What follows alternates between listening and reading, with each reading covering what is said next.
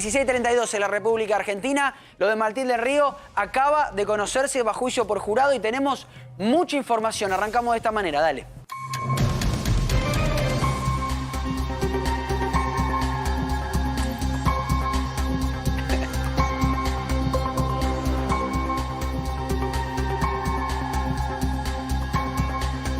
(16:32 en la República Argentina). Comenzamos de esta manera, recordando que hoy se cumple un año del momento en el cual, según cree la justicia, ese hombre que vos estás viendo en pantalla asesinó a sus padres a balazos adentro de su casa, en lo que fue el doble crimen de Vicente López. Pero la noticia no es simplemente el aniversario, sino que la noticia es que Martín del Río irá a juicio por jurados, un debate oral que se hará en los próximos meses.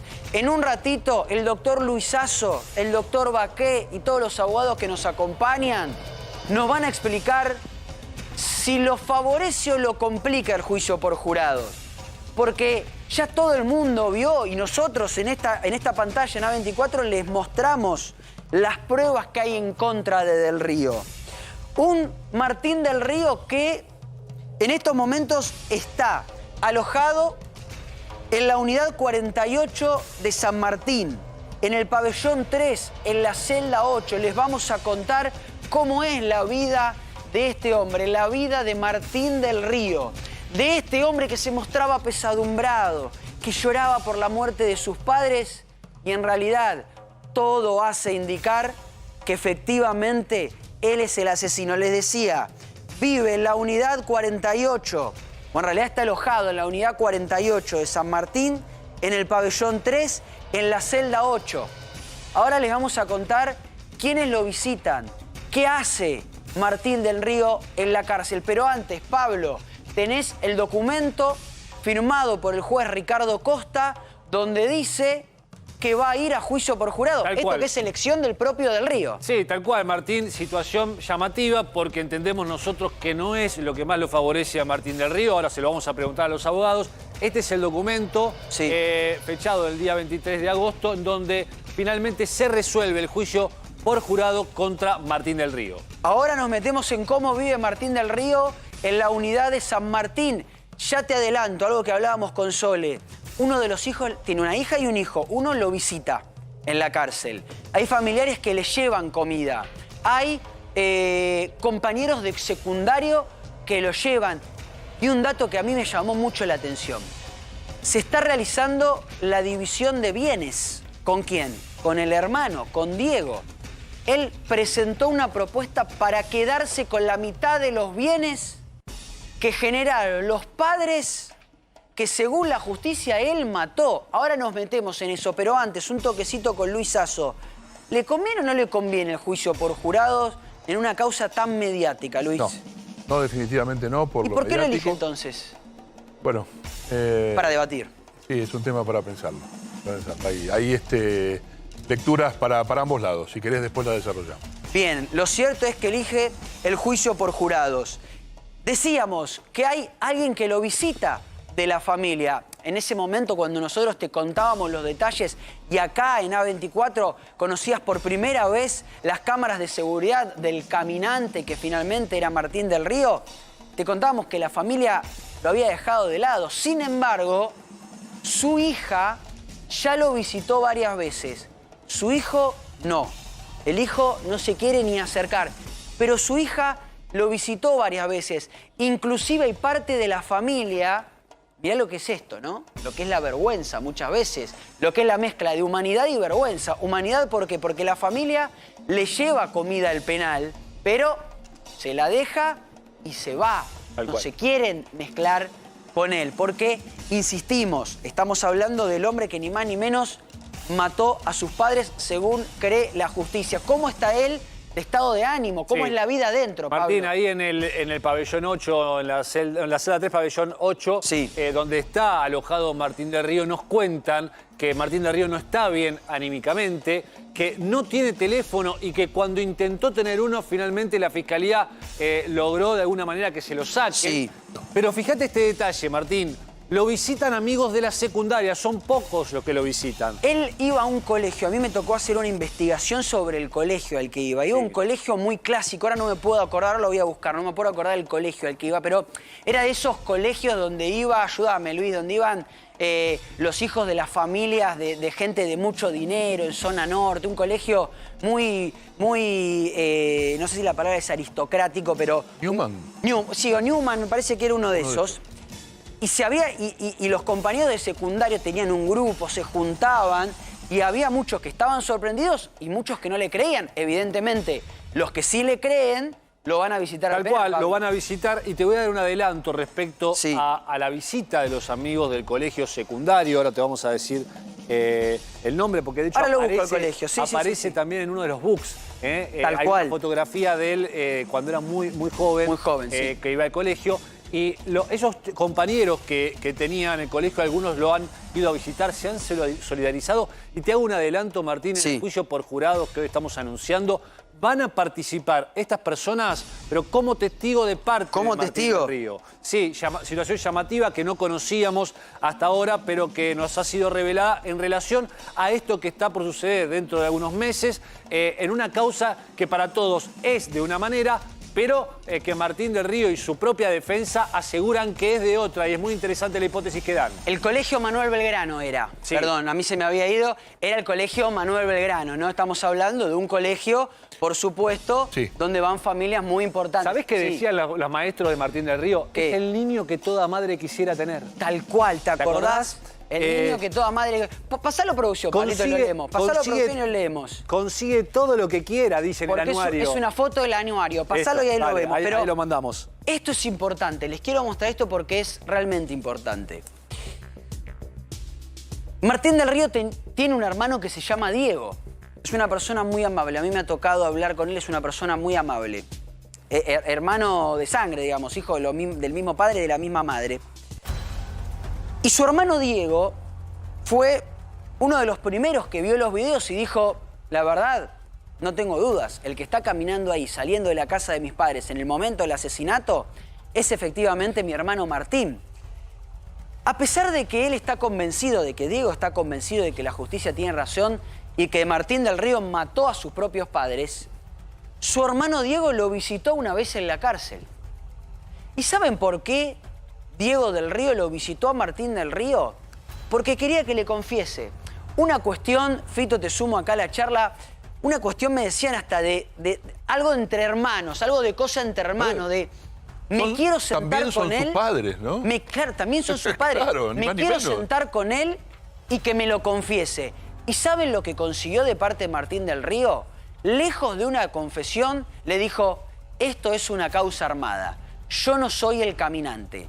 Cuando se refería a yo no soy el caminante, se refería a estos videos, donde todos los que lo vieron y los que lo conocen a Martín del Río dicen, es él el que camina. ¿Y cómo lo saben?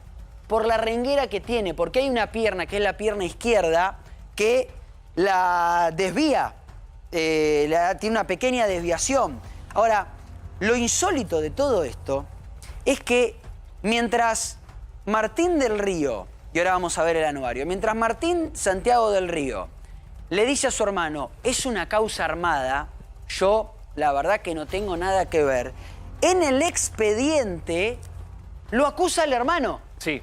En el expediente, Martín del Río, un año después dice, ¿no será mi hermano el asesino? Ahora vamos a ir con eso y te voy a contar qué es lo que asegura y qué es lo que pide que se investigue. Y por supuesto que tiene algún tipo de argumento, por lo menos razonable, para que se investigue. Pero fíjate lo que estábamos prometiendo. El famoso anuario. La foto del anuario Dale, de léelo. Manuel Belgrano. El niño perfecto que todas las madres desearían tener. Así lo describen en una de las fotografías que están en este anuario, por supuesto con muchos compañeros. En los 5 años de la secundaria sumó la exuberante suma de 3 amonestaciones. Dice en broma. Claro, era irónico. Pero fíjate vos que acá hay algo muy Era llamativo irónico. y muy interesante para entender la personalidad de este hombre. Fíjate, su deporte favorito es la equitación. Consigue todo lo que quiere por derecha o por izquierda. Qué premonición, ¿no? Increíble, Qué de hecho se premonición. hablaba de la premonición que habían hecho en este anuario cuando se presentó Martín del Río. Pero vayamos a la placa que tenemos... Perdón, Sí, por dale, favor. dale. Dale. ¿Cómo sigue? por derecha o izquierda, generalmente por izquierda. Generalmente, claro. Izquierda. Generalmente por izquierda. Dame un segundo Dale. porque ya vamos con eso. Perdón, pero antes, pero Está bien, está parece muy le bien. un quiero dato. preguntar al doctor Baqué. Martín del Río, te repetimos, aprovecho, te repito la noticia de último momento que la acabamos de confirmar, que es que Martín Santiago del Río va a ir a juicio por jurados. El hecho de que vaya a juicio por jurados implica que 12 personas que nada saben de derecho lo tienen que juzgar.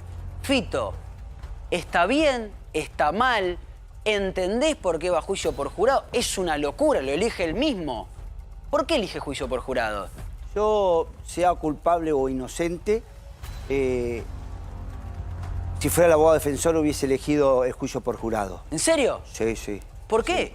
Porque Pero pará, le mostramos a toda la Argentina acá que era él el que caminaba. se verá en un juicio. No digo ni que sí ni que no, Martín, no Sí. tengo postura tomada.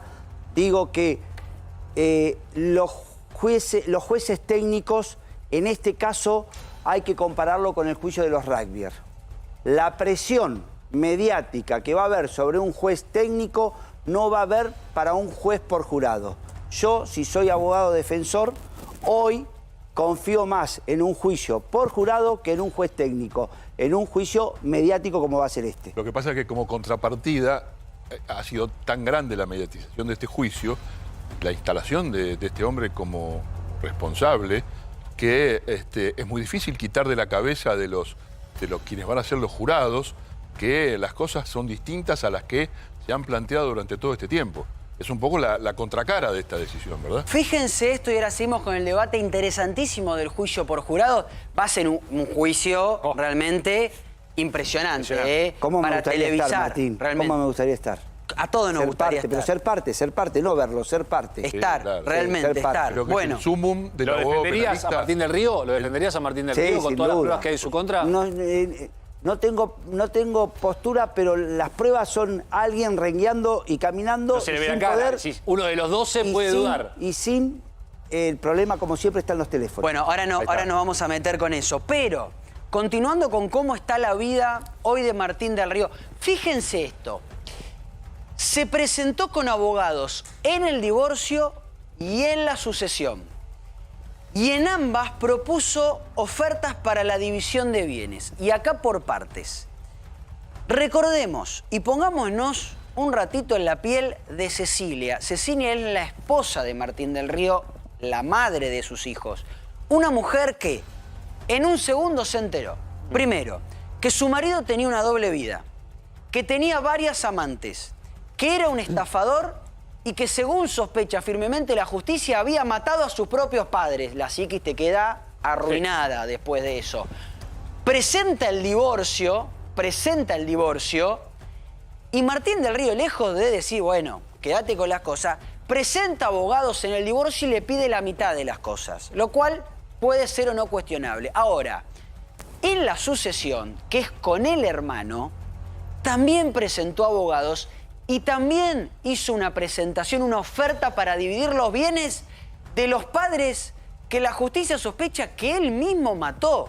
Pregunto, ¿a mí solo me parece increíble eso? No, además, esto tiene una Pito, si estás en contra, decímelo, Esto ¿eh? tiene Ahora te voy a decir. Porque te veo. Ahora te voy a decir. Esto tiene una previsión legal que es la declaración de indigno, de indignidad del sucesor. Lo que pasa es que, bueno, que todavía no tiene condena firme, con lo cual será una cuestión que habrá que resolverla en el momento oportuno. Pero hay una sanción en la ley para quien mata a aquella persona que pretende heredar. Che, pero qué cara dura. Encima que te acusan de matar a tus papás, te presentás a Bueno, dividir pero los él dice bienes. que Martín, no, estamos dando vueltas sobre lo mismo, porque él dice que no. Claro. Bueno, está bien, Bueno, ¿no? es Bueno, concordante. hay que tener Y cara, aspira a que la che. justicia diga que no fue. Es concordante con su postura Obvio. de que él dice que no, o si no fue, él dice que no. Tiene que presentarse en todos lados a pelear por sus derechos civiles, porque si no, sería una confesión ficta. Una Resulta confesión. y me acusan de matar a mi papá. Digo que no, que yo no fui, pero en la sucesión no me presento y no pido división de bienes o no hago oferta. Entonces es concordante por lo menos con su postura. Lo tiene que hacer. ¿Qué dice en su defensa Martín del Río? ¿Cómo se defiende y a quién ataca? Sí, no solo dice que no, sino que señala quién podría ser El asesino. el posible asesino y no habla de alguien ajeno. A cada una de las personas, las pocas personas que lo visitan, su abogada, sus compañeros del secundario, a su hija no se lo dijo esto. Él dice, yo no sé si fue él, pero investiguen a mi hermano. ¿Y por qué? Dice Martín del Río, investiguen a mi hermano.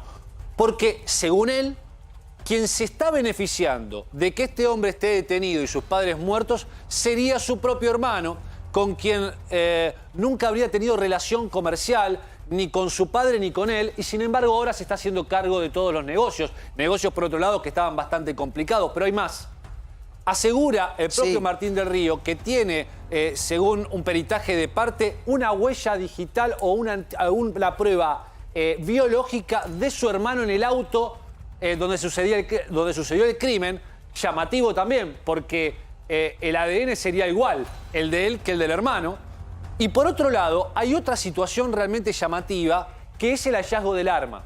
El hallazgo del arma del crimen se produce en un country donde vivía y donde aparentemente Martín del Río no habría podido ir a ponerla, el arma.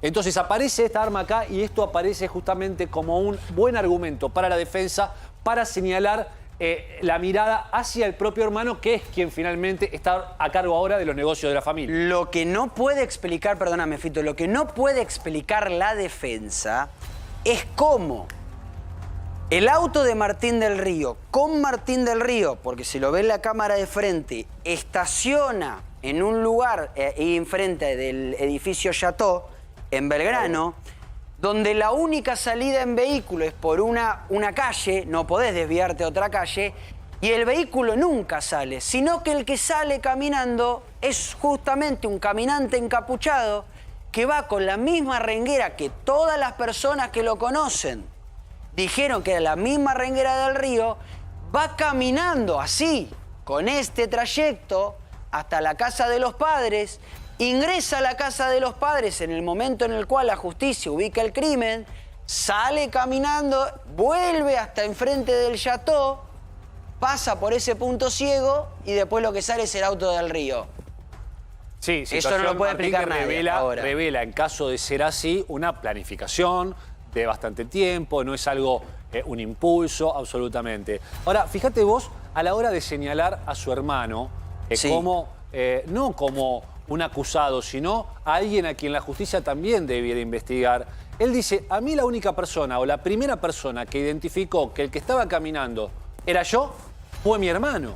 Fue el primero que llamaron. Y él inmediatamente dice, fue mi hermano, fue Martín, decía el hermano de Del Río. Sí. Lo señaló. Entonces, él tiene en este punto un nuevo argumento también para sospechar, o por lo menos para abatir algunas sospechas sobre el hermano. ¿Te acordás, Martín, que había primero individualizado como posible sospechosa a la mucama? Ah, Nina, sí. Que finalmente primero, y ahora está con la hipótesis del hermano. Sí. Va cambiando de hipótesis. Él primero dice no habrá sido Nina. Sí. Y él después dice, no, en realidad ahora fue mi hermano, porque el que se beneficia de mi hermano con la muerte de mis padres. Lo cierto es que esto, al ir a juicio, al ser elevado a juicio, es que ya pasó por, ya la fiscalía cerró la investigación, pasó por el juez, las apelaciones, que la Cámara, que el juez que confirmó, va a juicio oral. Ahora, me quiero centrar en lo del juicio por jurado.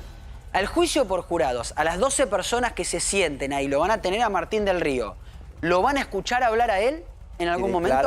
Si declara y si pide la última palabra, que es otro derecho que tienen los imputados en un juicio, es la última palabra, que ahí no contestan, preguntan, no hacen nada y dicen sus últimas palabras. Y ese cuento que nosotros hicimos acá, cuento en el buen sentido de la palabra, toda esa reconstrucción de las cámaras, de que va caminando, de que entra, de que sale, también se le muestra. Todo van a ver, los jurados van a ver. Metámonos en eso, todo lo que proponga el Ministerio Público Fiscal, la querella, o particular damnificado, como se llama en provincia, y la prueba que ofrezca la defensa. Todos, testigos, pericias, videos, escuchas, todo lo que haya. Fito, me imagino yo, además de la imagen esta del caminante, también aquellos audios que había entre él, su familia, y también las pruebas que contradecían la idea de la mudanza al Chateau, ¿te acordás? En donde estaban estos audios con la inmobiliaria que la verdad no estaba ni siquiera contratada. Y eso fue uno de los puntos de sospecha. El engaño que le habría dado de alguna manera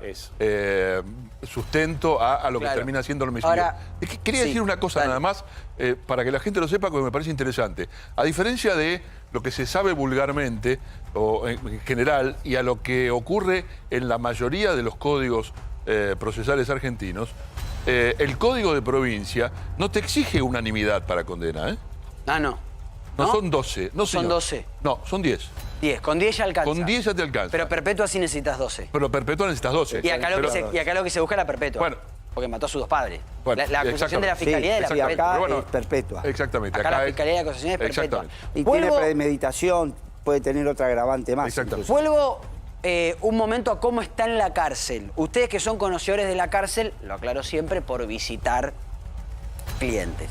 Pero ustedes que son conocedores de la cárcel, él está No, en no la, hace falta aclararlo. en la cárcel, por la duda, en la cárcel de San Martín. Recién decíamos, pabellón La 48. 8, Celda 3. Celda 3. ¿Cómo se lo trata él en una cárcel de la provincia de Buenos Aires?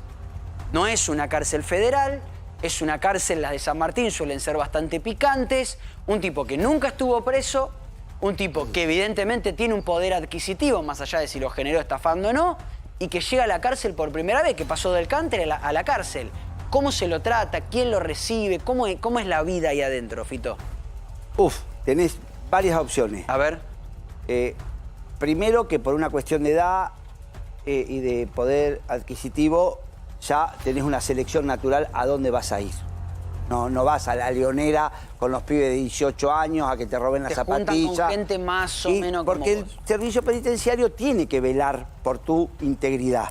Vos vas a cumplir una pena y en este caso es un anticipo de pena, porque si los jueces lo llegan a encontrar inocente, todo este tiempo fue un anticipo de una pena que no debía cumplir. Sí. Entonces, lo cuidan. Segundo, es que siendo mediático, mucho más lo cuida el servicio penitenciario. Imagínate si le pasa algo, aparece apuñalado Martín del Río, está en todos los noticieros del país, cadena nacional. echan a todo lo de la casa. Toda la Y culpa. después, también podés elegir ir a un pabellón evangelista. Luis, es así. Sí, por supuesto, es una posibilidad. Lo del pabellón evangelista en la cárcel, ¿es garantía de que estás salvado, de que vas a vivir bien, de que no vas a tener problemas? Es garantía de que no vas a tener problemas, lo que no es garantía de la cantidad de veces que vas a aplaudir y vas a rezar. Bueno, Ah, Bueno, pero ojalá está bien, todo fuera. pero No, bueno, yo te cuento porque es... les hago otra, les ojalá hago todo otra a los fuera dos, eso. perdón, les hago otra a los dos. Pero déjame decir, Sí, dale. terminar un poco sobre la pregunta tuya anterior.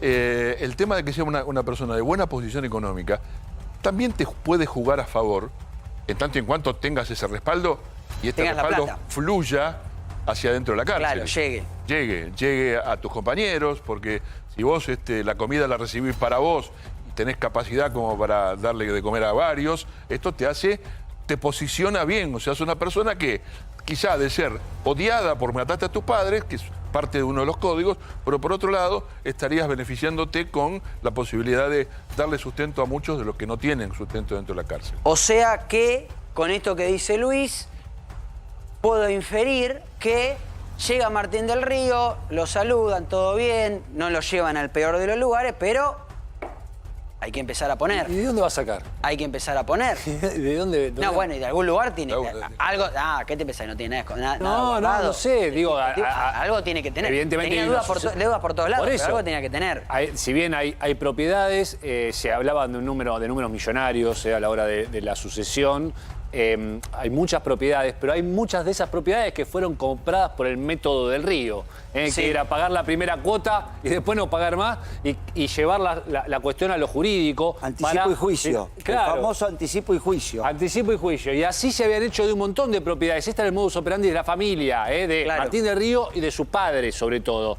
Que el padre hacía lo mismo. Recuerden que el padre, que aparte todavía, a ver, es muy difícil saberlo, ¿no? Pero todavía no está claro, y ahí vuelvo al tema de la cárcel, qué fue realmente lo que sucedió adentro de ese auto. Porque la hipótesis es que él los engaña diciéndole, nos vamos a ir al Chateau de Libertador. Tal cual. Que se sienta la madre en el asiento del conductor, el padre en el asiento del acompañante y que él se sienta en el asiento trasero.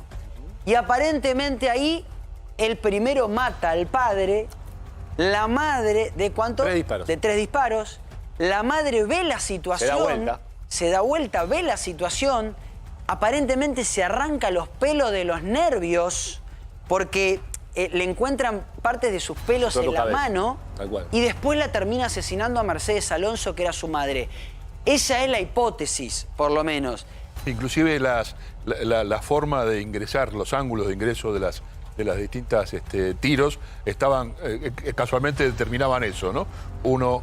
Uno derecho, digamos, un ingreso en dirección, digamos, recta y otro en ángulo para la madre, ¿no? Sí. No sé si se acuerdan de ese punto. Exactamente, absolutamente. Que aparte llamaba la atención en ese momento, y ahora me quiero meter en el tema del hermano, de Diego, una persona fantástica. A mí me ha tocado hablar con él, la verdad, súper amable, nunca ha querido dar notas, no quiere participar en nada, es una persona, es un profesional que se dedica a la parte de shoppings en toda Latinoamérica y demás, administrar shoppings en Latinoamérica, pero digo, recuerdo que llamaba mucho la atención y había cosas que no cerraba Fito en ese momento porque estaban las dos víctimas, el padre y la madre, o sea, José del Río y Mercedes Alonso, sentados en el asiento de conductor y en el del acompañante, vestidos como para salir y hasta con los asientos en la parte de atrás, pero el portón estaba cerrado. Esa parte era la que no cerraba, porque no parecía un robo común. ¿Te puedo hacer un paralelismo entre esto y Pérez Algaba? A ver, sí, obvio, por supuesto. Recién lo pensaba. A ver. El problema de Pérez Algaba, no el problema, la solución estuvo en que hubo muchos, entonces cuando hay muchos es muy difícil coordinar las estrategias, con lo cual es muy fácil de resolver. En este caso, al haber una sola persona, se torna un poco más difícil resolver la cuestión, porque no tenés nadie que... Sos solo vos, el que fue él, el hermano, Pirulo Pérez, es solo. Bueno, no, pero aún así, fíjate. Ahí te termino. Ah, perdón. Ahí te termino. Entonces, ¿dónde está siempre hoy en día la solución de los crímenes actuales? En la tecnología. En los celulares.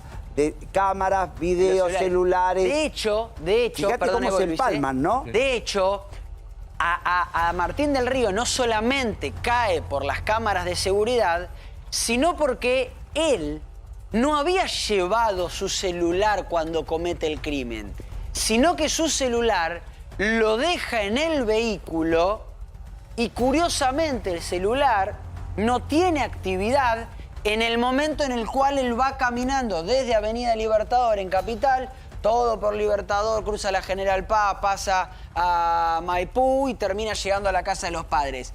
Justo en ese trayecto... ¿Te parece curioso? Su celular no... ¿Te parece curioso o lo decís entre comillas? No, entre comillas. Ironía pura. Por supuesto que es la prueba que más lo incrimina. Claro. Justo en el momento en el que el caminante va hasta la casa de los padres, lo mata y vuelve, justo en ese momento el celular...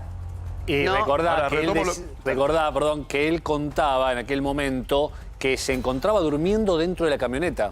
Que estaba durmiendo una siesta dentro de la camioneta, algo raro. Dormido, mandé unos mails. Mandó unos mails o algo y yo me quedé dormido en la camioneta esperando no sé qué porque a muy pocas cuadras tenía otro domicilio donde se cree que en realidad se fue a duchar y a quitarse las manchas posibles que podría haber tenido tras el ataque al padre. Y a tirar el DVR. Y a tirar el DVR. ¿Se acuerda que cuando llega la policía a la casa, busquemos la lleva a una base, se lo termina tirando a la basura o dándose a unos cartoneros que estaban dando vuelta por ahí? Busquemos que debe estar las fotos de adentro de la casa de Del Río, que él hasta revuelve como para hacer creer que esto había sido un robo y hasta efectúa un disparo en la casa como haciendo creer que fue un robo. En el sillón. En el cojín del sillón, exactamente.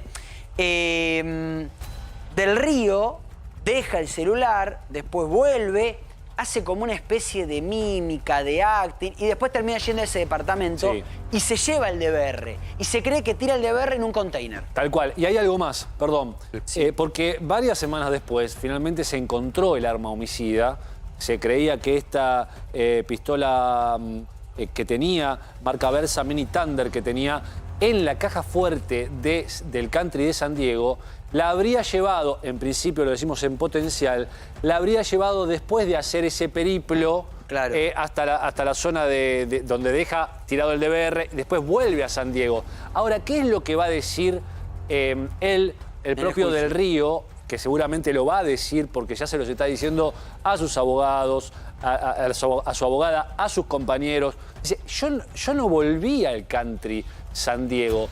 Esa arma llegó ahí puesta por otra persona. Ahora, lo cierto es que el arma tiene huellas de Martín del Río, tiene el ADN de Martín del Río, situación que lo complicaría mucho. Mientras tanto, señalando a su propio hermano, algo que si no es así es verdaderamente cínico, porque matar a tu padre y echarle la culpa a tu hermano sería tremendo. ya lo peor. Más que cínico. Pero ya... él lo que dice es, ¿por qué no hacen el seguimiento de teléfono de mi hermano, como hicieron conmigo? ¿Por qué no hacen el seguimiento de dónde estaba él en esos horarios, porque no es el como imputado. hicieron conmigo? Claro, claramente, pero acordate que esto va a ser un planteo que va posiblemente a llevar dudas al jurado. Es un ofrecimiento de prueba que debería ser recepcionado, Martín.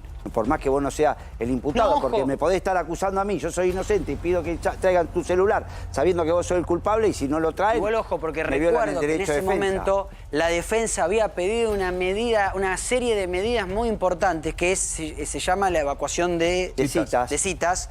Gracias por completarlo, la evacuación de citas, y los fiscales se pusieron a evacuar todas las citas. De hecho, buscaron al taxista que lo llevó a Martín del Río desde el auto donde había estacionado enfrente del Chateau hasta el otro edificio. Tal cual. Y lo habían buscado, después no sé si efectivamente lo encontraron o no. Y otro personaje central en esta historia es la amante de Martín del Río, con quien caminaba habitualmente este mismo recorrido, se supone, algunos ya habiendo planificado de antemano lo que iba a ser el día del crimen. Una persona que termina siendo detenida misteriosamente en un primer momento y luego tomada como testigo y que también terminó señalando a Martín del Río por su forma de caminar. Que lo que cuenta esa mujer, una mujer rubia, no recuerdo el nombre de pila, lo habíamos dicho en ese momento, lo que cuenta esa mujer es que esto no lo sabían los fiscales, que días antes del crimen se junta con Martín del Río en el Chateau y Martín del Río le dice, ¿por qué no vamos caminando hasta allá? Y en ese vamos caminando recrean todo lo que es el trayecto que luego termina siendo él, ni más ni menos que para matar a sus padres. O sea, estamos hablando de un hombre que planificó todo y si vos del otro lado te estás preguntando el por qué es porque estaba agobiado con las deudas, porque le había prometido a sus padres que se iban a mudar al edificio Chateau, y el edificio Chateau no lo tenía para mudarse, había inventado había hecho una oferta y había una oferta y no lo había comprado. Y supuestamente la casa, si mal no recuerdo, Martín, se le iban a alquilar a una embajada.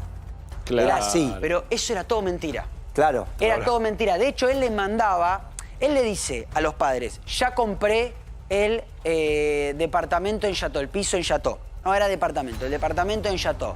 Buenísimo. ¿Cuándo nos mudamos? No, bueno, hay que esperar porque ahora se lo voy a alquilar a una embajada, porque la embajada de Tailandia va a alquilar la casa donde finalmente fue el crimen. Sí. Claro. Pero como todavía no se lo podemos hacer, el embajador de Tailandia está viviendo en el Chateau, pero en unos meses se va. Cuando pasan los meses, el padre le dice, bueno, ya nos podemos mudar. No, lo que pasa es que justo al embajador de Tailandia se le cayó una olla de aceite caliente y se aglobó todo el piso. Hay que seguir esperando. Y le mandaba fotos de la puerta de la embajada de Tailandia diciéndole, estoy por entrar a la reunión a la que nunca entraba.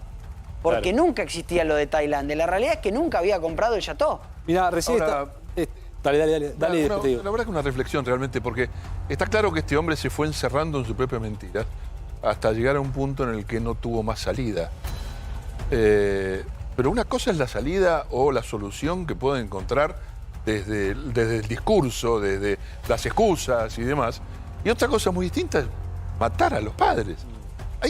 Hay un clic, hay un cambio, hay un salto cualitativo que francamente solamente hay que entenderlo desde la cabeza de este hombre que va más allá de un estafador, digamos, consumado como el que pareciera ser que es, ¿no? Sí, Fito. Recordemos también que el padre tenía una personalidad muy fuerte y mucha ascendencia. Policía. Y mucha ascendencia sobre él, que era el único que había quedado al lado del padre. Sí. Diego se había abierto, el otro hermano se había abierto y él quedó manejando los negocios. Ahí vas a tener parte de haber sido el por qué en vez de irse, en vez de no hablar más con el padre, decirle, che, te estafé, me voy, no te debo, termina matándolo. Ahí podés tener una respuesta de haber sido él, porque comúnmente, ¿qué hace? La gente se va. Dice, bueno, papá, te estafé, no tengo la plata, me la jugué, me la perdí, no la tengo y me voy. de que el padre lo mate a él. Él tenía o el miedo temor, de que o el la padre no autoridad, se lo perdone. O la autoridad ya que Que vos decís que lo mate concretamente, Y yo creo que literalmente. él tenía la prueba. Porque si él se plantaba y le decía, mirá, todos estos negocios me quedé con la plata. Y lo del Chateau, que vos tenés ahí las cajas embaladitas, lindas. ¿Crees que mañana te mudás? No existió. no existió. No existió. Lo Nunca perdí en el nunca te vas a casino, mudar al me la Chateau. robaron, no la tengo y no te la doy. No existió. Vamos a suponer que fuera él. No se animó a hacer eso. No se animó a hacer eso. Mirá, Cierra, lo Pablo, último, dale. te digo algo más inquietante. Estaba analizando recién algunos detalles y vos sabés que la Fiscalía incluso sostiene que la inculpación de su hermano sería parte del plan. ¿Por qué te lo digo? Porque, por lo menos hasta ahora, lo que tienen como hipótesis. Porque ellos creen que el día 24 de agosto, después de realizado el crimen, cuando va a colocar el arma en la caja fuerte de la familia, lo que está haciendo es tratar de inculpar a su hermano. ¿Se entiende? Vos el arma lo podría haber tirado en cualquier lado, ¿no? La fue a poner en un lugar determinado donde su hermano country. también tendría acceso. O que no aparezca. Por lo tanto, o que no aparezca. Él, Si guardó aparece, él guardó el arma Lo- en la casa del country donde solo tenían llave él y el hermano. Eso, Él esa en es la- ese Por momento lo cual dijo, habría el yo juego no voy, no. hacia una alternativa claro, que no era él. Exactamente. ¿Quién ayudó? Martín del Río, bueno, Diego del Río. ¿Encontraron? Finalmente esto podría ser parte del plan. Enseguida volvemos con este caso porque tenemos más información de la vida de Martín del Río en la cárcel, pero ahora nos metemos en el tema Lotoki. Mirá, dale.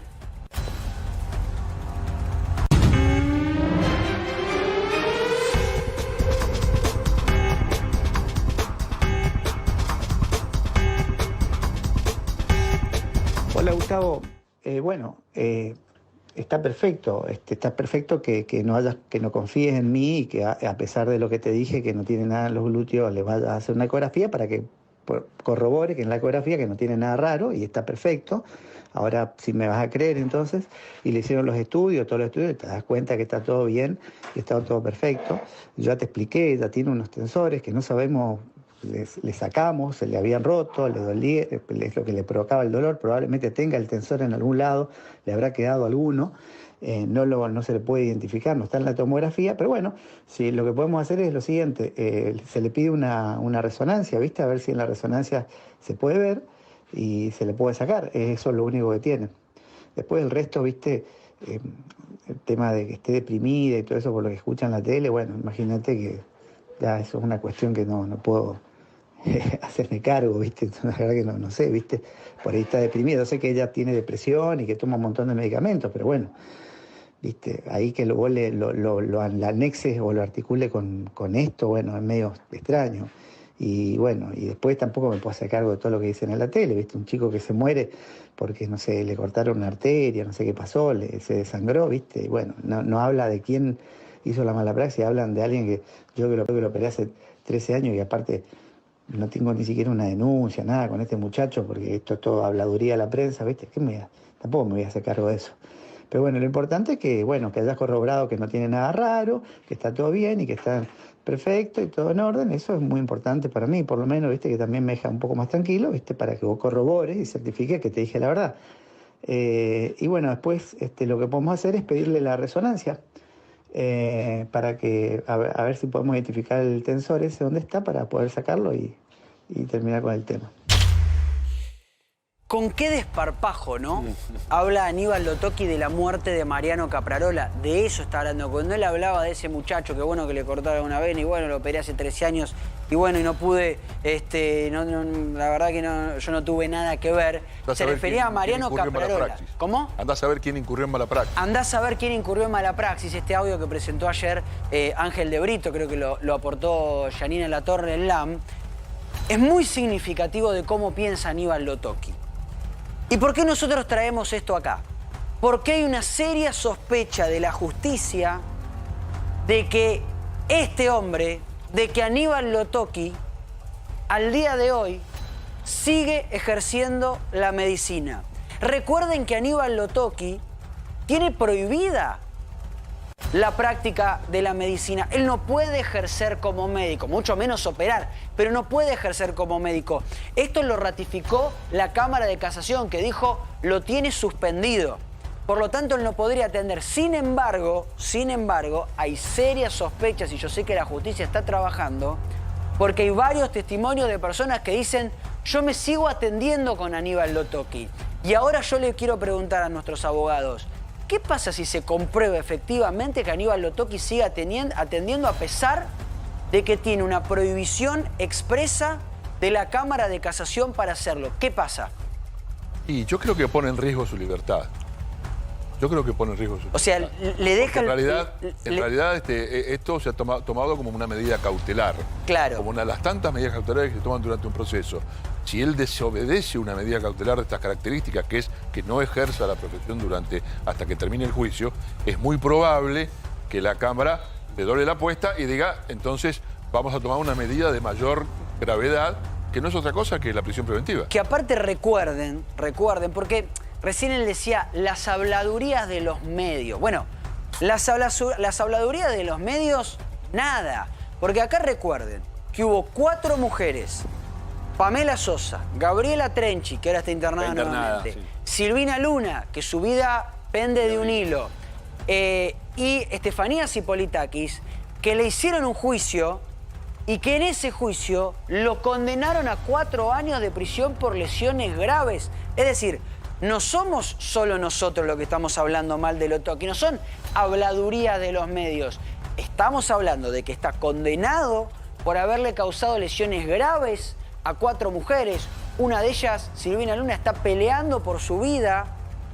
Que igual, a pesar de eso y de manera insólita, como la sentencia no estaba firme, la justicia lo dejó seguir operando, y en esa operación o en ese trayecto, en ese tiempo, operó un hombre que se llamaba Cristian Zárate, y Cristian Zárate en su consultorio se murió.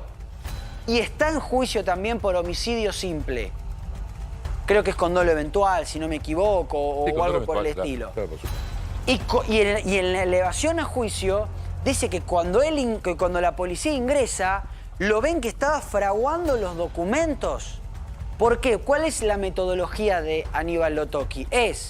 Viene Pablo Ponzone y le dice, me quiero arreglar los pómulos.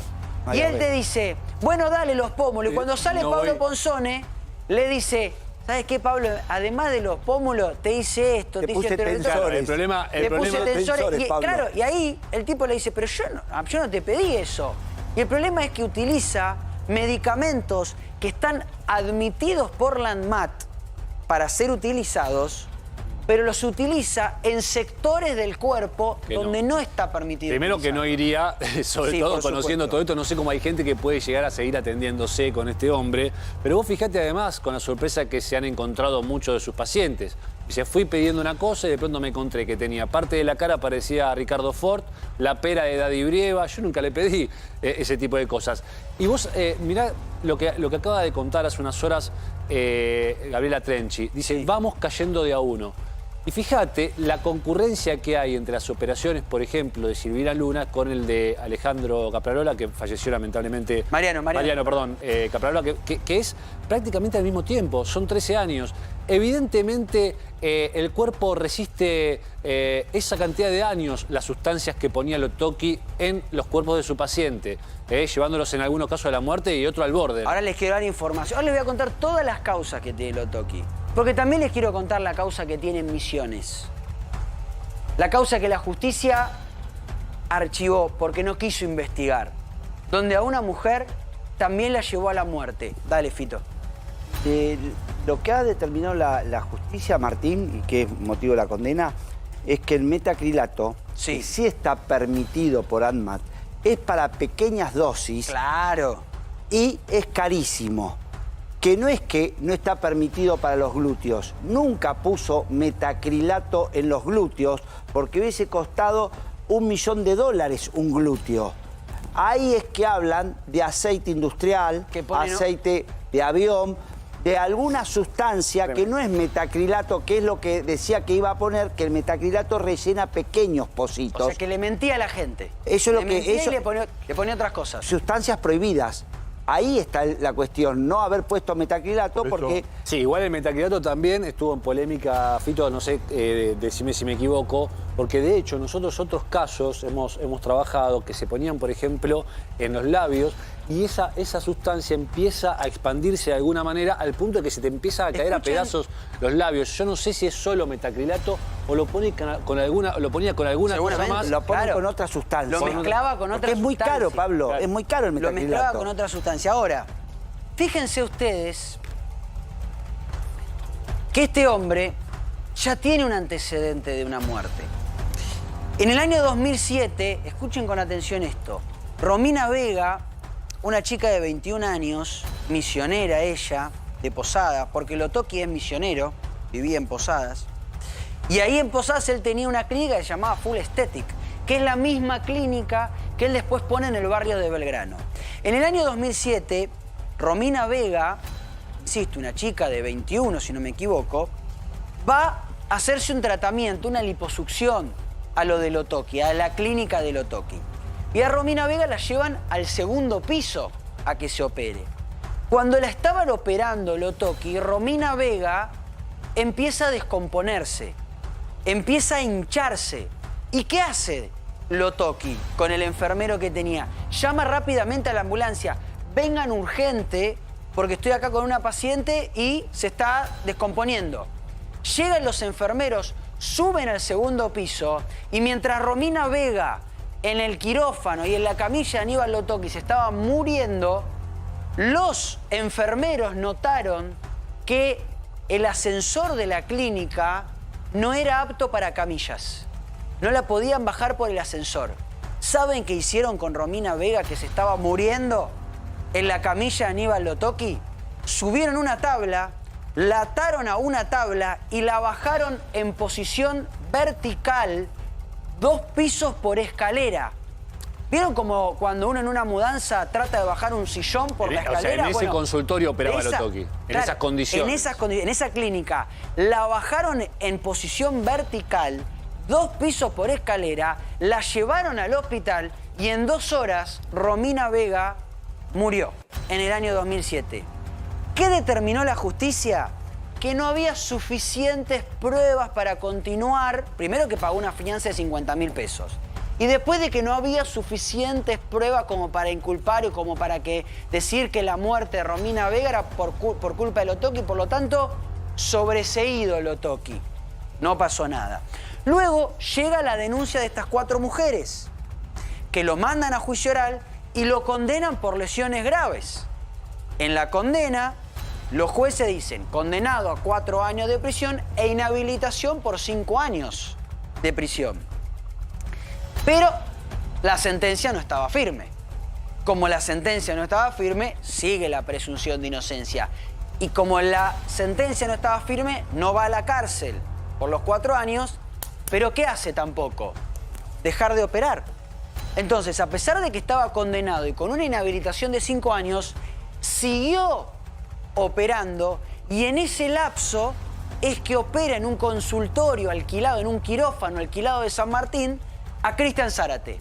Cuando lo está operando, Cristian Zárate muere. Y cuando ingresan a la clínica la policía, se encuentran con que Lotoki estaba fraguando los documentos.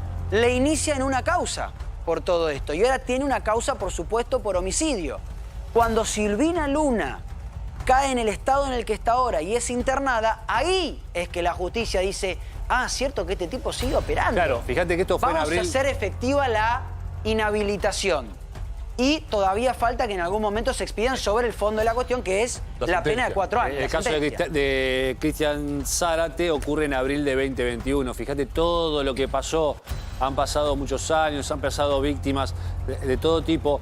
Y algunos se preguntarán, bueno, pero tiene que seguir trabajando este hombre, si no, pobre, ¿de qué va a vivir? Bueno, ¿cómo se va a alimentar? Bueno, toda persona que está presa le pasa lo mismo, podría invocar lo mismo. ¿Sabes qué me hizo me impactó de lo que contaste con tantísima claridad? El episodio de Misiones. Está sobreseído, uno no puede decir demasiado de esto. Pero realmente la imagen de un médico llamando a una ambulancia por una emergencia me parece... Fuertísima.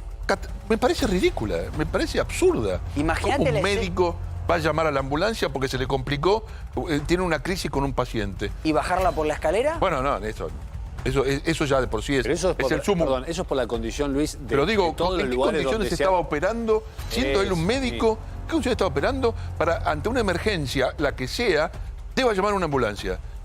Si eres un médico, digamos... Es insólito. ¿Qué dice él? Y ya me voy al móvil porque estamos en un punto clave. ¿Qué dice él, Fito, que a mí me gustaría que nos ayudes a analizarlo? ¿Qué es lo que dice él?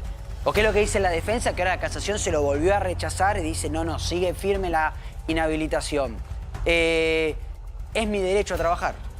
Yo tengo derecho a trabajar.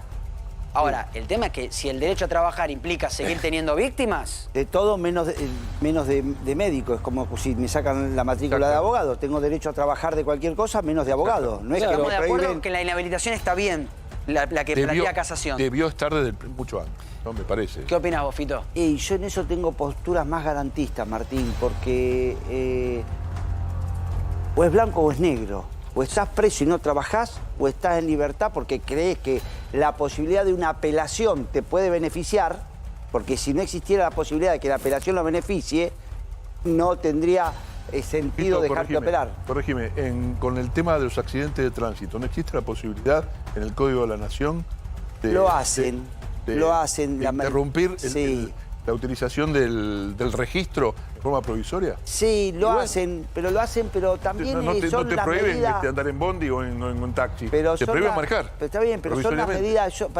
no en este caso, porque, claro, cuando vos agarras un caso, que una persona tiene muchos casos, pero a ningún médico que está condenado por mala praxis o por homicidio culposo, inmediatamente le aplican la suspensión si apela. Me preocupa lo que me decís. Sí. Es la verdad. Desde la lógica es la verdad. me preocupa. Y fíjate Bueno, esa es la lógica de la justicia, en aquel Martín. momento, cuando fueron el 4 años por el caso Cipolitakis, Sosa, el que planteaste vos, que son 4 víctimas. Trenchi, Cipolitakis, Sosa y Silvina Luna, que se lo condena. Sí.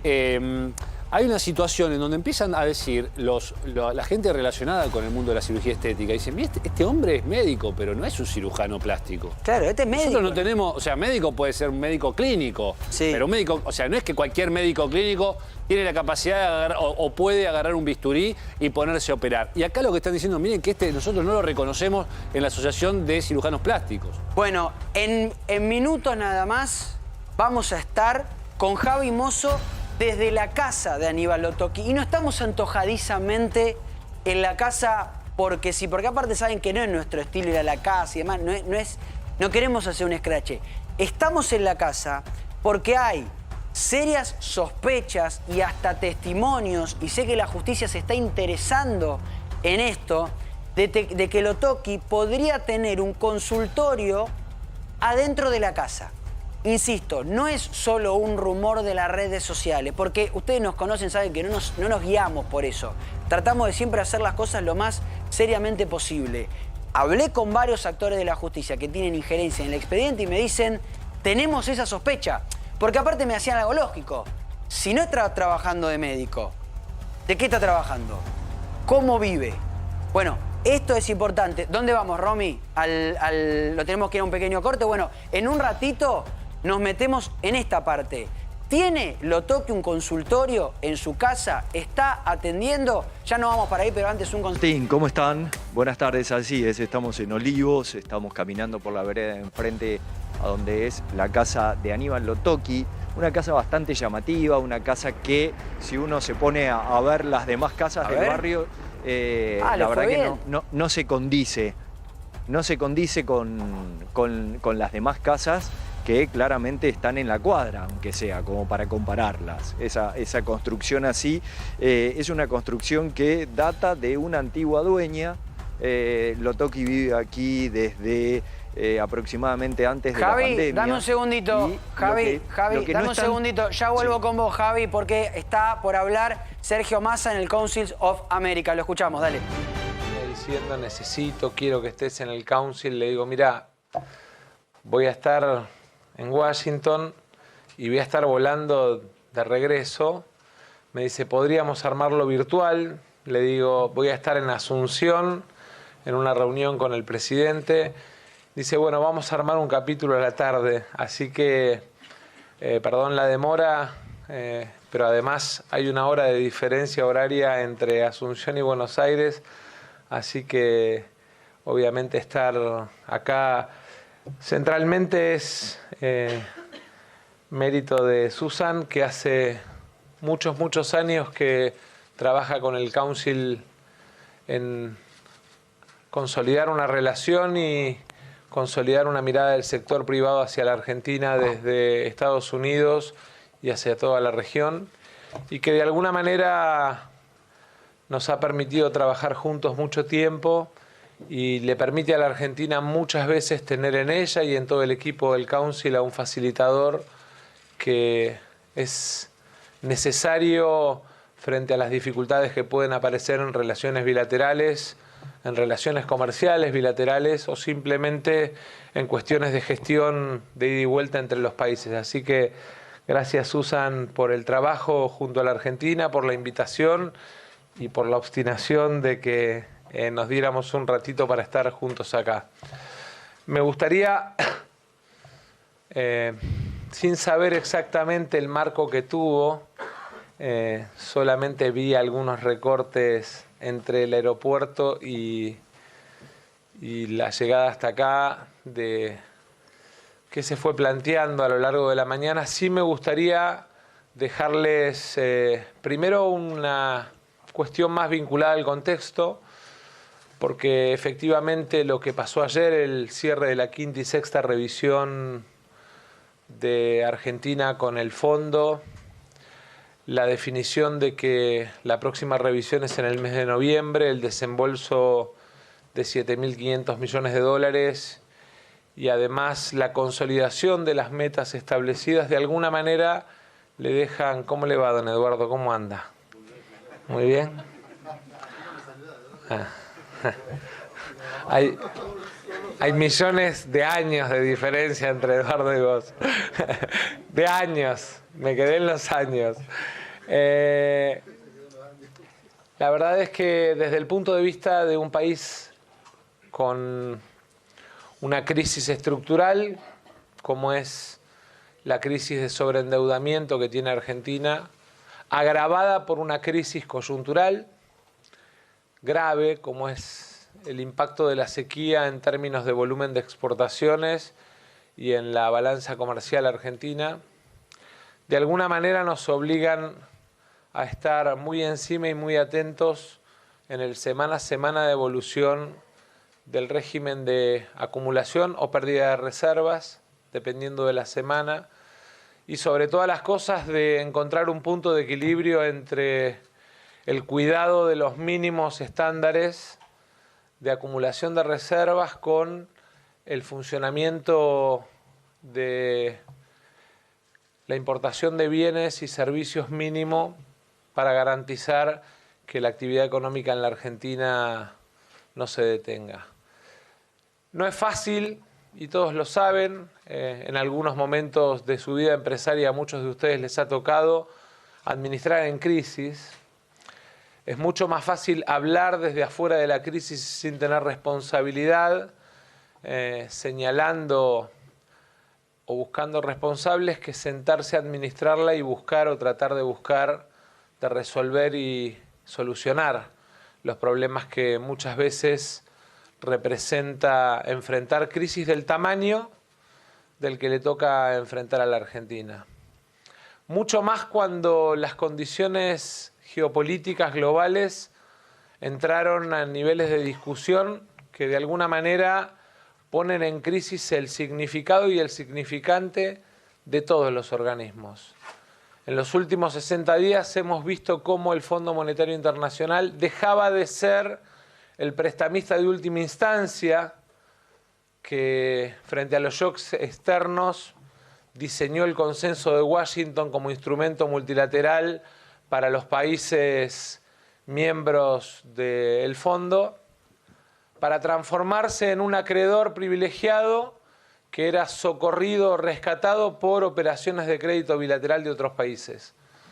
En el mes de julio, Argentina, de alguna manera, tuvo que resolver los vencimientos frente al fondo, recurriendo a operaciones bilaterales con China en la apertura del segundo swap, con Qatar, en una operación de crédito bilateral que es la primera que realiza Qatar en su desarrollo económico de carácter bilateral con un país, y obviamente en el Banco de Desarrollo Latinoamericano, en una operación que también demostró cuál es la diferencia entre los organismos multilaterales con capacidad de resolución y cuáles se transformaron simplemente en marcas con un enorme peso burocrático sin capacidad de resolución de los problemas de los países en vías de desarrollo. La CAF resolvió en 72 horas una operación de 1.000 millones, mientras un PBL tradicional de los que aprueba el Banco Interamericano de Desarrollo demora entre 5 y 7 meses. Esa es la realidad y el contexto global en el que de alguna manera se viene moviendo la Argentina y de alguna manera viene enfrentando la crisis la Argentina. ¿Por qué traigo esto a colación y lo pongo sobre la mesa?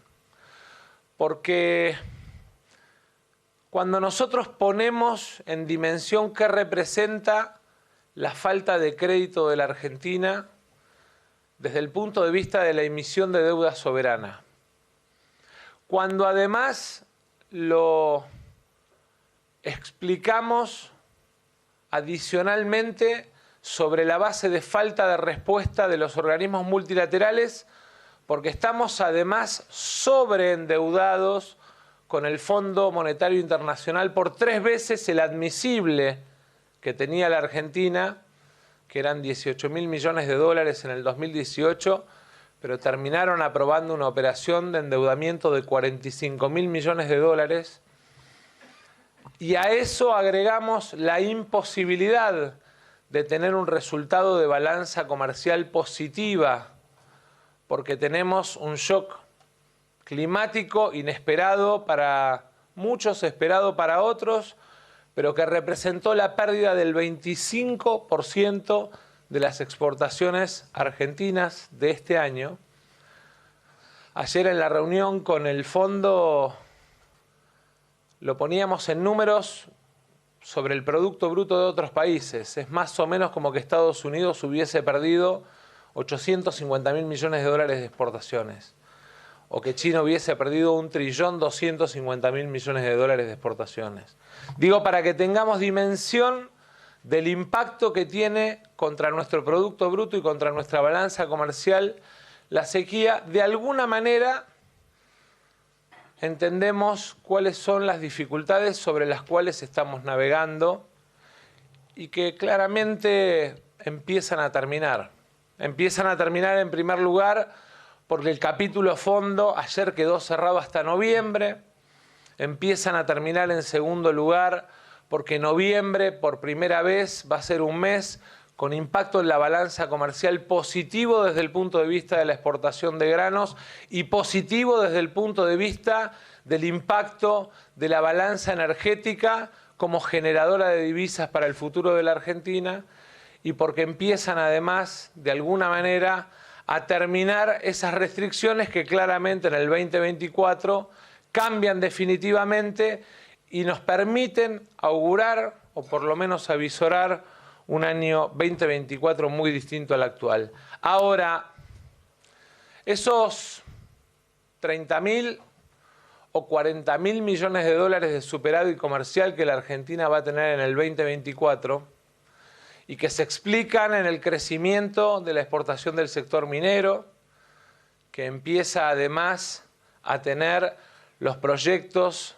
de litio en etapa de maduración y los proyectos de cobre en primera etapa de exportación, que se explican en el sector energético, donde no solamente dejamos de importar, sino que además con la puesta en marcha en el mes de abril del gasoducto del norte, obra que empieza mañana, que es el reversal que nos va a permitir exportar gas a Bolivia, a Brasil, a Chile y obviamente al resto de los países de la región, como es el caso de Uruguay y Paraguay, de alguna manera nos permiten además adicionar lo que va a ser el crecimiento de las exportaciones de oil, de petróleo, que ya este año empiezan a demostrar que van a ser muy importantes en la balanza comercial argentina.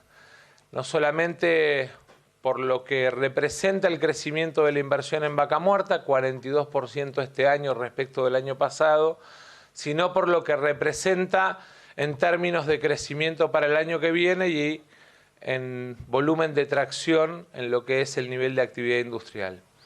Y obviamente la recuperación del sector agroindustrial, que solo y sin la aprobación, que esperamos que en algún momento aparezca, de la ley de agroindustria que está pendiente de tratamiento en el Congreso y que empieza a premiar el valor agregado de las exportaciones agroindustriales, que cuanto más valor agregado tienen, menor carga impositiva tienen y mayor premio en los regímenes de amortización de inversión tienen, de alguna manera nos van a permitir tener una mejor solvencia y una mayor tranquilidad en términos de acumulación de reservas y una mayor fortaleza en términos de recuperación de nuestra moneda. Ahora, ¿por qué traigo esto a colación?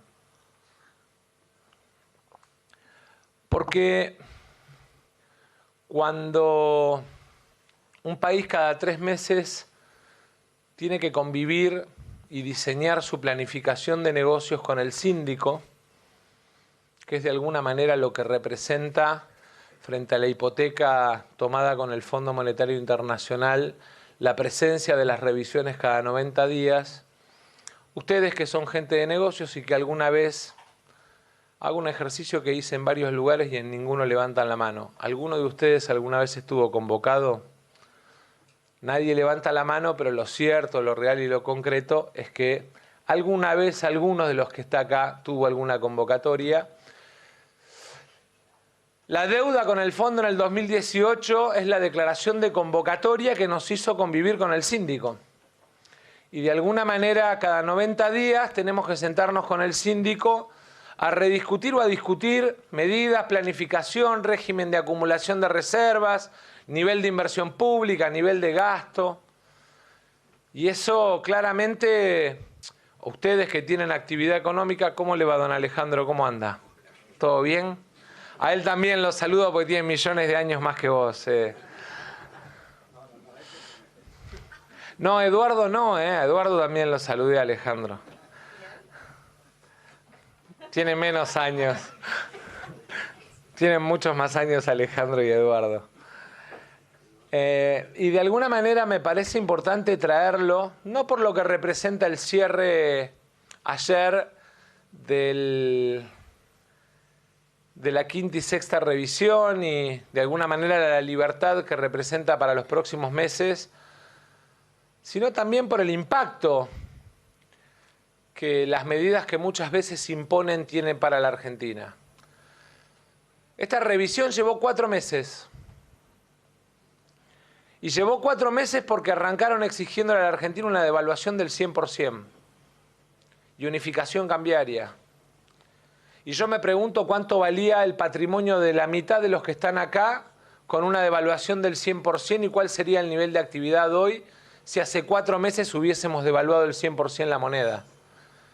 Y me pregunto si hace 2 meses, cuando plantearon que con el 60% de devaluación se conformaban, cuál hubiese sido en términos de equilibrio de cohabitación, de convivencia social,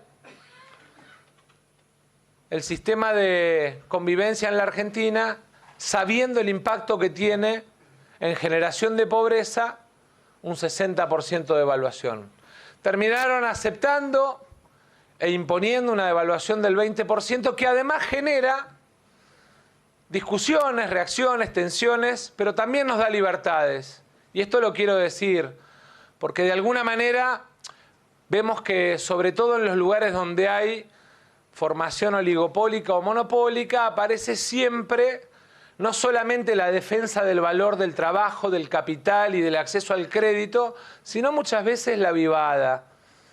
Y entonces, en la relación transparente que tenemos que tener entre sector público y sector privado, en ese nivel de cohabitación y convivencia, también dejar claro que la posibilidad de acceder a estos 7.500 millones de dólares para fortalecer reservas, junto con las medidas que representaron casi 2.000 millones de dólares de acumulación de reservas a lo largo de los últimos 21 días nos dan la oportunidad de alguna manera, en aquellos lugares donde veamos conducta monopólica, conducta oligopólica o actitud de bloqueo, aprovechando la devaluación que impuso el Fondo Monetario Internacional, abrir la importación con pago al día para generar competencia y apostar a, digamos, mercados de alguna manera más transparentes, que yo sé que son los que ustedes valoran a la hora de analizar la economía. Mercados transparentes, con competencia y sobre todas las cosas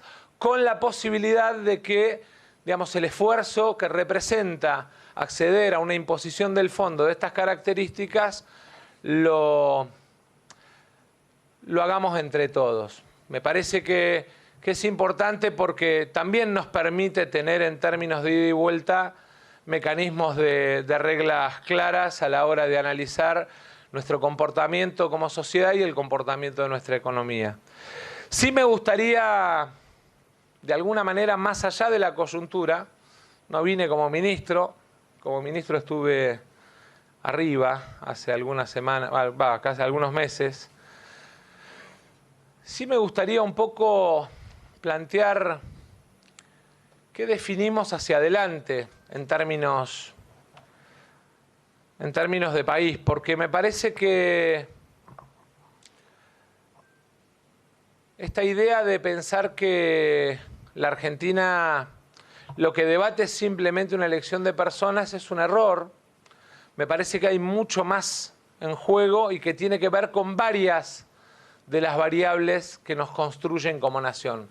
La primera, la mirada de un país en vías de desarrollo versus la lógica de la selva.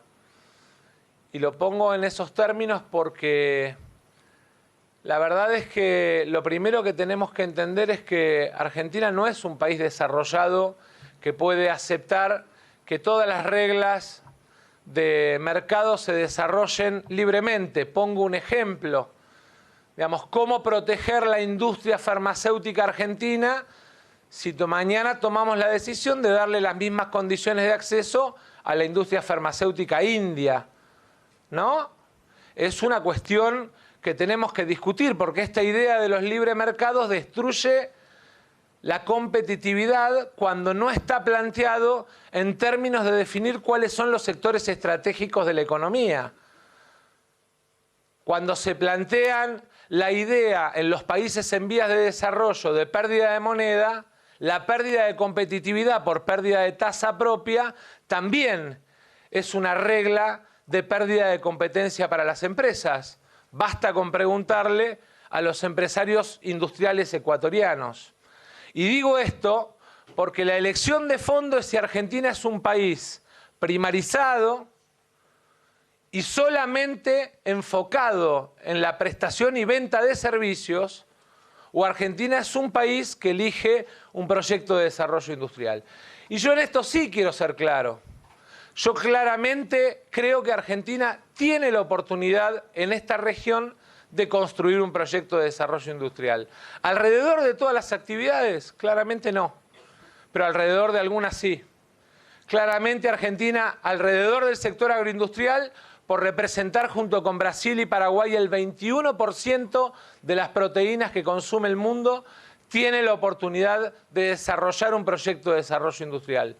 Claramente alrededor de la industria farmacéutica, en un momento en el que nuestro continente empieza a plantear como un valor estratégico el georreferenciamiento local y continental de la provisión de medicamentos, es un proyecto industrial que la Argentina puede imaginar.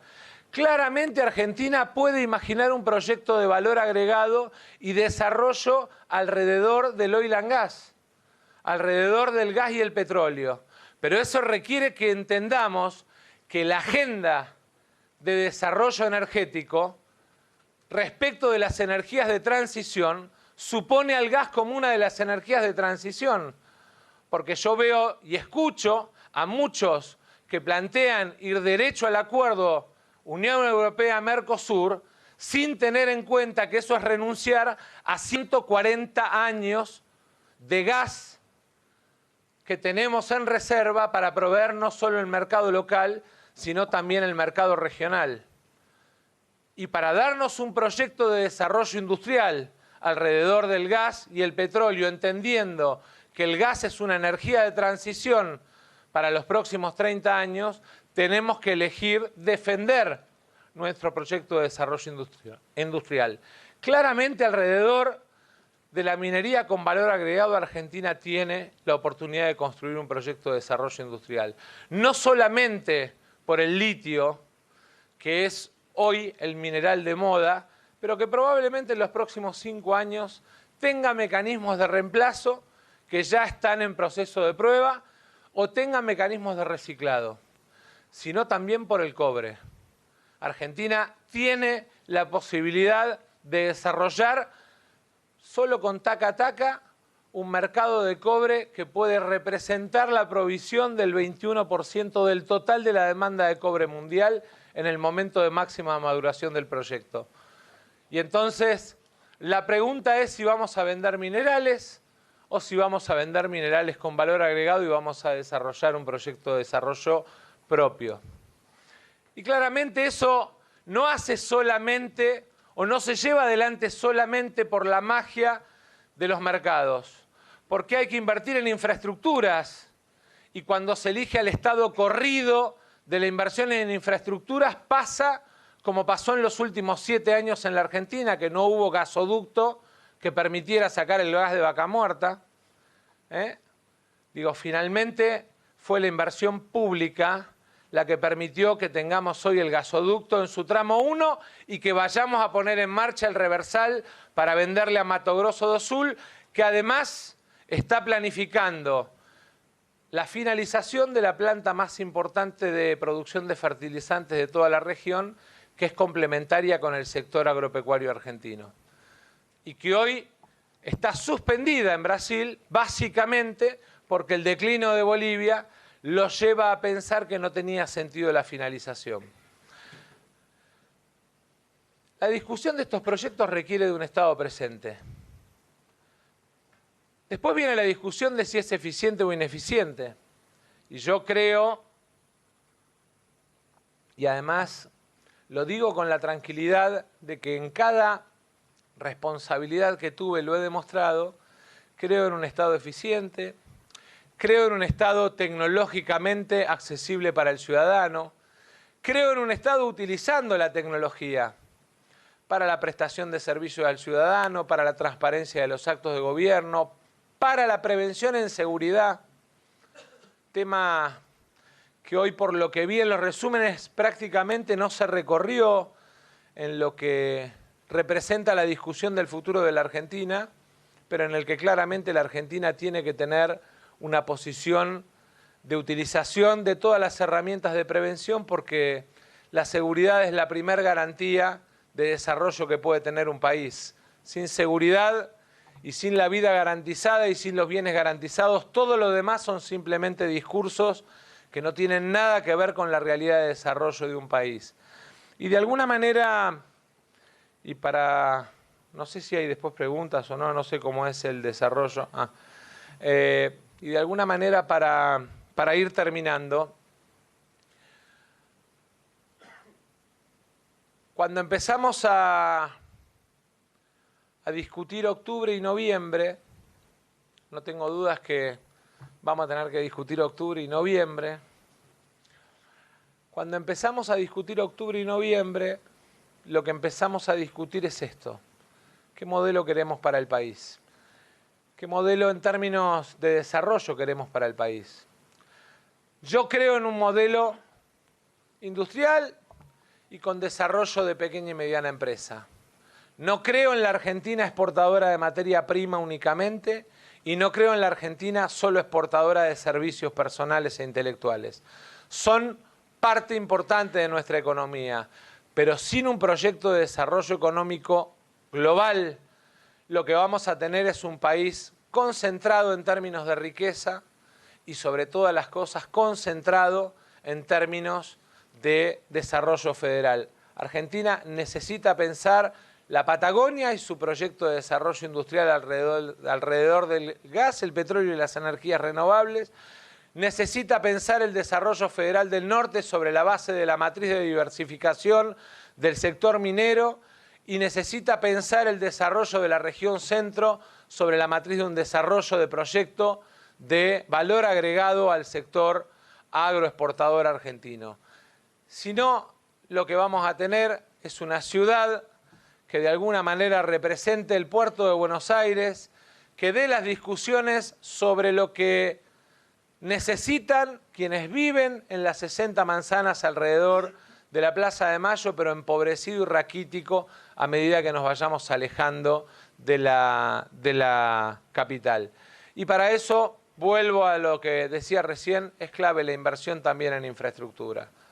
Porque en definitiva, el desarrollo ferroviario en la Argentina y en el mundo se da con inversión pública, el desarrollo de ciencia y tecnología en la Argentina y en el mundo se da con inversión pública, 0,8 del Producto Bruto invierte en ciencia, en I+D, Estados Unidos, que lo toman muchos como ejemplo, 0,26 invierte el sector público en la Argentina en I+D, tenemos que seguir aumentando el nivel de inversión pública, digamos, en lo que es ciencia y tecnología y no bajando, y mucho menos cerrando, y mucho menos comparando peras con manzanas. Escuché a un candidato que comparó al CONICET con la NASA.